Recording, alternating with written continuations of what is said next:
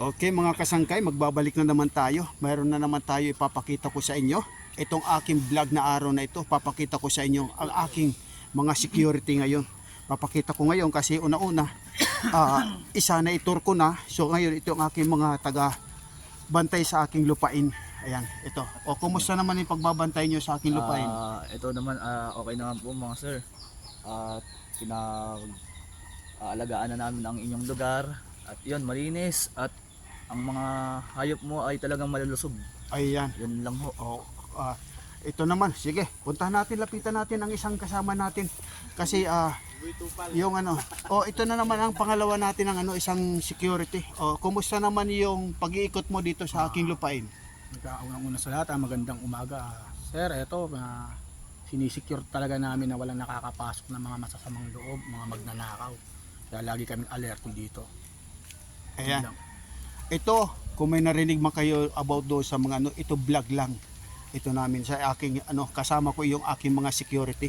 So ito yung aking isa pang security. So ngayon ito, kumbaga anong may papayo nyo doon sa aking mga nagbabantay ng aking lupain? So yun, at may papayo nyo lang sa amin sir, butihan nyo lang yung aming pagbibigay ng mga gandang trabaho. At syempre naman, itong mga paligid na inyong pinagmamayarihan ay aalagaan namin at bibigyan namin ng kagandahan. At ang iyong mga alaga ay laging malulusog yan. Ayan. So yung kung mayroon man pumapasok dito para itor nyo, sana wag nyo kalimutan na palagi kayo magbibigay ng galang. Kasi una-una, yan ang importante sa ating gumalang tayo para yung aking lupain mapangalagaan. Para lahat ng pupunta dito ng aking lupain, mayroon tayo mga taga-bantay. Ito sila. Itong ating mga security. So mga ating security ngayon, maraming salamat po kahit paano.